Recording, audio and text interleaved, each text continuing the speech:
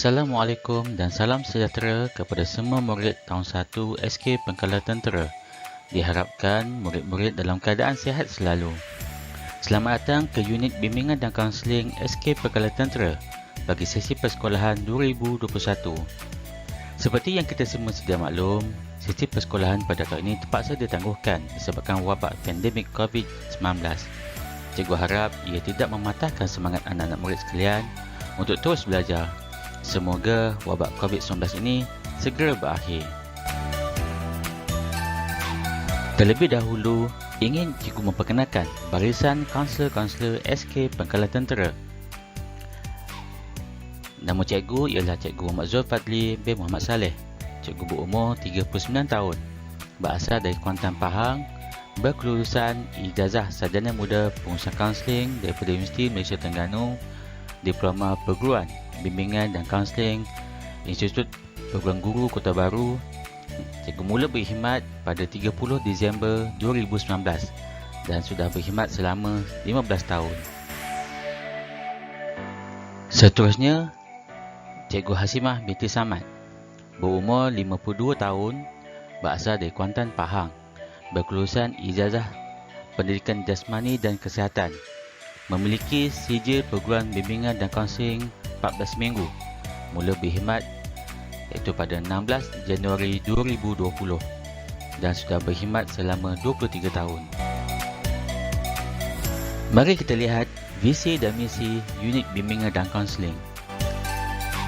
Visi unit bimbingan dan kaunseling SK Pangkalan Tentera menjadi tunjang utama kecemerlangan sekolah. Misi melahirkan modal insan yang berwawasan, berilmu pengetahuan, berketerampilan dan berdaya saing untuk mencapai kesejahteraan hidup. Matlamat unit bimbingan dan kaunseling iaitu melalui 4 bidang khas yang akan diberi tumpuan. Yang pertama, psikososial kesejahteraan mental.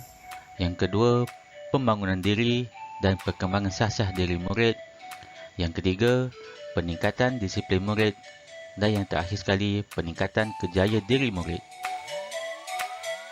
Objektif yang pertama, merancang aktiviti program untuk kecemerlangan sekolah. Yang kedua, mengenalpasti keperluan murid. Yang ketiga, memberi khidmat bimbingan dan kaunseling kepada murid yang memerlukan. Yang keempat, mewujudkan suasana yang kondusif dan terapeutik di bilik kaunseling. Dan yang kelima, mengawal sila perkhidmatan kaunseling secara profesional dan beretika. Antara program-program kaunseling yang sering kali dijalankan, yang pertamanya ialah program Jom ke Sekolah. Program Jom ke Sekolah merupakan anjuran Kementerian Pendidikan Malaysia dengan kerjasama Polis Diraja Malaysia yang dilaksanakan setiap tahun. Pada tahun ini merupakan tahun yang kelima program ini dianjurkan. Tujuannya adalah untuk menggalakkan murid hadir ke sekolah dan mengurangkan masalah disiplin di kalangan murid. Program seterusnya ialah program Ziarah Cakna. Program Ziarah Cakna ini adalah aktiviti lawatan guru ke rumah murid untuk bertemu dengan ibu bapa penjaga bagi memberi manfaat positif kepada perkembangan murid. Seterusnya, program Amalan Guru Penyayang. Program Amalan Guru Penyayang pula bertujuan agar setiap guru membudayakan sikap kasih sayang di sekolah dengan cara memberi penghargaan kepada murid. Program Dasar Warga Emas Negara yang dikenali sebagai program JUEN.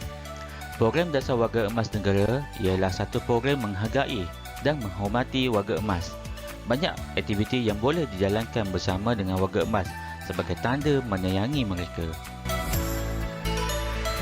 Program seterusnya ialah program Minda Sihat. Program Minda Sihat ini berkaitan dengan kesihatan mental iaitu mengenalpasti punca dan masalah tekanan serta tanda-tanda seseorang itu mengalami stres. Jadi, peranan kaunselor adalah untuk memupuk nilai-nilai positif dalam diri dan memberi tips kesihatan minda yang sihat. Antara tugas-tugas kaunselor ialah mengadakan sesi bimbingan dan kaunseling secara individu dan juga kelompok. Ianya dijalankan setiap hari Isnin hingga Jumaat, bermula jam 8 pagi hingga 1 petang bagi sesi pagi. Manakala pada sesi petang bermula pada jam 2.30 petang hingga 5 petang. Murid-murid perlu mendapatkan kebenaran daripada guru kelas untuk berjumpa dengan kaunselor. Sama juga bagi sesi bimbingan kaunseling secara kelompok. Seterusnya, mari kita lihat bilik bimbingan dan kaunseling. Untuk makluman semua, bilik bimbingan kaunseling ini terletak di blok pentadbiran, iaitu tingkat 1 bersebelahan dengan pusat sumber sekolah. Sekian saja sesi perkenalan kita pada kali ini. Semoga kita dapat berjumpa lagi. Stay safe.